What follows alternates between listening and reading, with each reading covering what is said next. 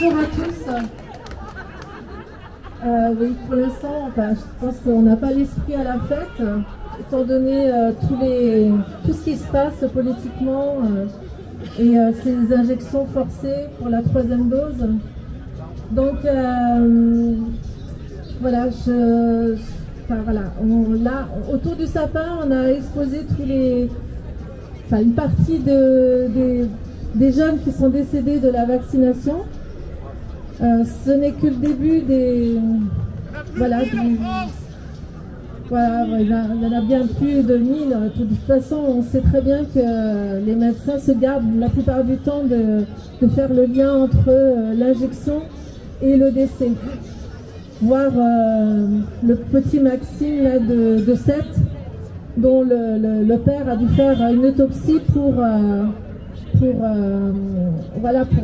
justifier, pour faire valoir le fait qu'il a été injecté et décédé de la suite. Donc là il arrive la 3e dose. On sait que beaucoup de personnes quand même commencent à se poser des questions sur le bienfait de cette 3e dose. Puisque les 2 doses devaient suffire, finalement ça ne vaccine pas, finalement les gens qui sont vaccinés se retrouvent dans les hôpitaux. Encore des petits jeunes là m'ont témoigné qu'autour d'eux ils connaissent que 3 personnes qui ont eu le Covid et qui sont allées à l'hôpital, et ces 3 personnes étaient injectées, parce que on ne peut pas parler de vaccin, donc c'est catastrophique. À un moment donné, il faut que tout le monde revienne dans la réalité et fasse le compte sur ce qui se passe autour d'eux. Au-delà des informations qu'on entend, tout et son contraire, c'est de revenir dans la réalité. Parler avec les gens qui sont autour de vous.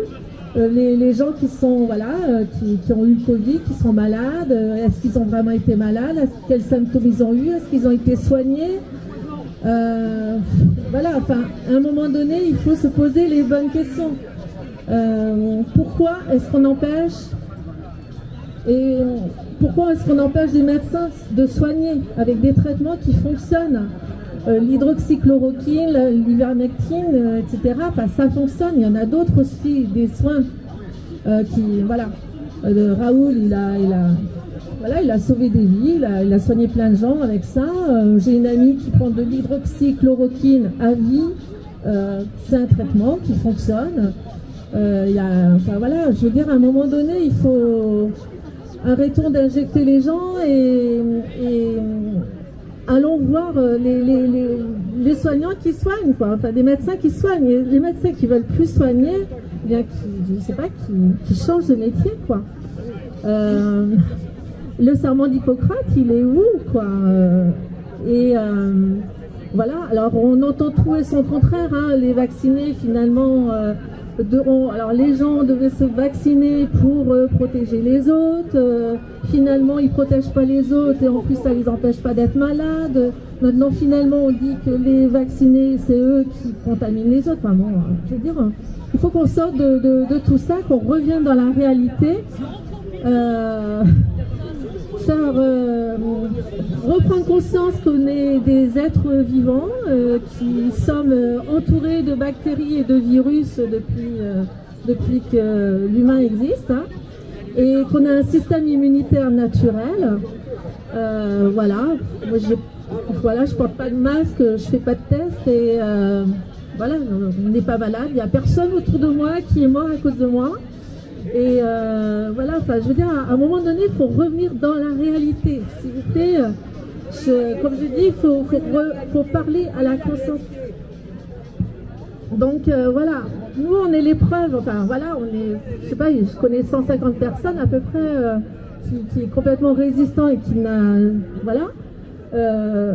on est la réalité, c'est-à-dire que on sait pas, on n'a pas porté de masque, on est vivant, Normalement, si... On est là. On est la réalité, elle n'est pas la réalité. Mais la réalité, elle existe, la vérité, elle existe, madame. Et c'est nous qui sommes la preuve que tout ce qu'on vous a dit depuis 18 mois, toutes ces mesures absurdes, ça ne sert à rien. Voilà, vous avez un système immunitaire naturel. Je sais pas, peut-être que j'ai rencontré des virus, des bactéries, enfin, bon, comme les autres années. Et voilà, on est des êtres vivants avec... voilà, voilà, on n'est pas obligé de prendre des poisons, on n'est pas obligé de prendre des médicaments. On est, voilà, qu'on ait le choix, qu'on ait cette liberté de prendre des drogues. Voilà, celui qui veut se droguer, celui qui veut prendre de l'alcool. Je veux dire, c'est, voilà, sa liberté, quoi. Voilà. Ben, mais qu'on respecte notre liberté. Quand j'entends ces jeunes, toutes ces personnes, tous ces jeunes qui se font injecter pour pouvoir aller au restaurant, pour pouvoir faire des études, pour pouvoir travailler, mais ça n'a aucun sens et ça n'a rien de sanitaire. Donc voilà, encore une fois, eh ben, je dis, voilà, je ne suis pas gênée de le dire, je ne suis pas complotiste, mais je dénonce qu'il y a un complot politique. Covid-19 est un complot politique. Et voilà, et avec des conflits d'intérêts qui sont financés, qui sont économiques, qui sont... Voilà, toutes sortes de choses. On ne va pas aller dans la profondeur, il y a tellement de choses à dire. Moi, je suis convaincue que dans cette ville, il y a eu du boulot de fait au niveau de l'éveil, au niveau du réveil. Et merci à toute la résistance, merci à tous ceux qui... voilà, qui sont vivants, qui sont des humains, restons unis, arrêtons. On remercie Christelle. Applaudissements s'il vous plaît. Et musique.